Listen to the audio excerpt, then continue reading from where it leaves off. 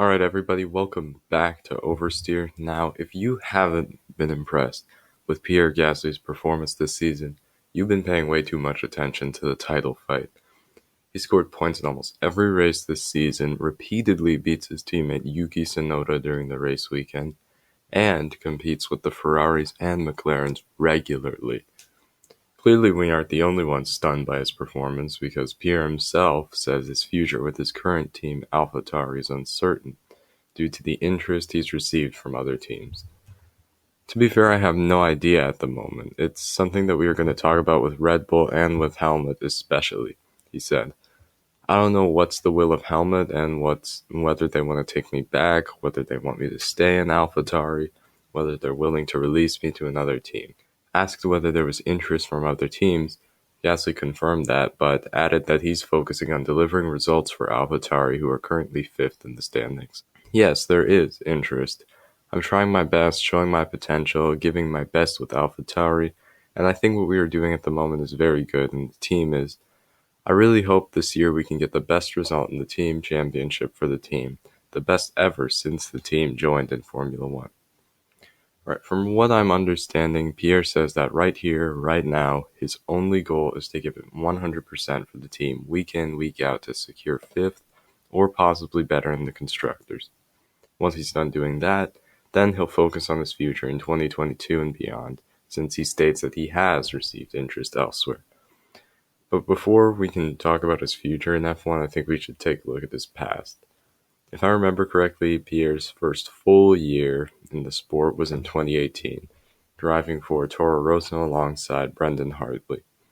After a phenomenal season, he finished in 15th with 29 points, 4 positions ahead of Hartley, who could only manage to score 4.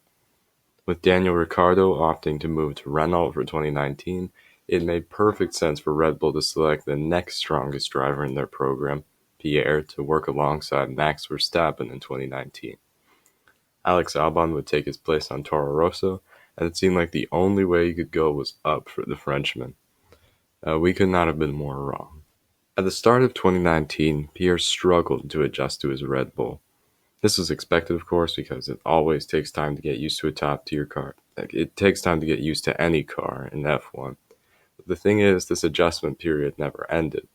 While Max was battling the Silver Arrows and Ferrari, Pierre was constantly getting beat by Renaults, McLarens, and the occasional Alfa Romeo. Meanwhile, Alex, who replaced him on Toro Rosso, was flying at the back of the field. With their second driver unable to perform alongside Max, Red Bull's only option was to swap Alex and Pierre around. That was the best thing to happen to Pierre in his entire Formula One career. Sacked by his former team, replaced in the middle of the season, he wanted to prove his worth. From that moment onwards, Pierre drove religiously every race, getting good points finishes, a podium in Brazil, and his very first win at the 2020 Italian GP, driving for what we all know now as AlphaTauri. And we know how well he's doing this season. Really, I think that Pierre has finally figured out his AlphaTauri and is able to extract almost all the pace he can from it. I mean, the evidence is clear during qualifying. He's giving McLaren, Ferrari, and Alpine a headache just by existing. Thanks to great performances like these, he's now attracted interest from other teams. When I first read the article, I was thinking, yes, this is great. Pierre can finally get onto a team he deserves, and then I remembered what the driver market's like right now. Really, where can he go? Mercedes have already signed a new deal with Lewis Hamilton, and his teammate for 2022 has been quote-unquote undecided. Red Bull won't be giving up their golden boy Max, and Sergio Perez has already proved he can be where Red Bull needs him. McLaren have both of their seats filled with incredible talent along with Ferrari. Alpine will hold on to Fernando Alonso as long as they can, and Esteban Ocon just signed an extension with the team. As long as Lawrence Stroll is in charge, I won't see Aston Martin handing over Lance, and Sebastian Vettel will be staying until at least 2022. I won't bother to mention teams like Alfa, Haas, or Williams, since we can probably assume they'll be a step down. At a first glance, it seems like he has nowhere to go, at least for 2022. But we gotta remember the contract these drivers sign can be ignored in an instant, like when Racing Point decided they don't want to work with Checo anymore.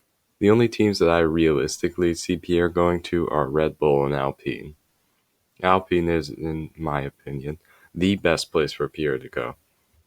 Esteban has a few more years with the team, but if they don't like how he performs, they will most likely pretend that contract never existed. If Pierre joins the team, it won't really be that much of a step down, since Alpine is close to the performance of AlphaTauri. And since they have Fernando, who has years of experience, and let's not forget, two-time world champion, beat Schumacher, he can tremendously help with the development of that car. But I think the best benefit of joining Alpine is that he'll finally be free of the Red Bull Academy and be able to choose where he wants to drive in the future. And Pierre has the talent to survive in their program, as we've seen, but he really doesn't have many options in F1. It's either AlphaTauri, Red Bull, or DTM, which sounds good, decent at first, but there are a few problems. If Red Bull decide Checo was not the way to go and hire Pierre, he'll have two major things to deal with. One, unless he acquires pace like Lewis Hamilton, he'll spend his time being Max's slave. Max has gotten so good as a driver that he can extract all the available pace from his car. I mean, this season alone, Red Bull clearly has the best car on the grid, but Checo gets out-qualified by the boys at Mercedes. This isn't me saying he's a bad driver, he's incredible, but Max is just another level. While Pierre's quick, I don't think he's quick enough to be anything other than a servant for Max.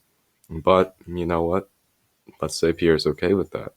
He knows he won't be able to regularly beat Max, he just wants a car that can at least compete for wins. Really, that's a blessing and a curse. Looking at his F1 career, the thing that held back his performance almost always was pressure. In 2018, he drove so well that Christian Horner and Helmut Marko decided, hey, we want him on our team, and brought him on for 2019. With Max as his teammate, a car that could fight Mercedes in an illegal Ferrari, and the media waiting to devour him, the pressure was intense, to say the least, and I really think it got to him. On literally his second race with the team, the press criticized his driving, saying things like, oh, he needs to adjust to the car. Max is so much better, and why did Red Bull even hire him? Do I think it got to him? Absolutely, no question about it. Anything becomes difficult the moment people start watching, and Pierre is proof. The pressure was so much for him that he couldn't focus on his driving. And the moment Red Bull demoted him, what happened? Consistently in the points, a podium in the junior team, and a win the year after.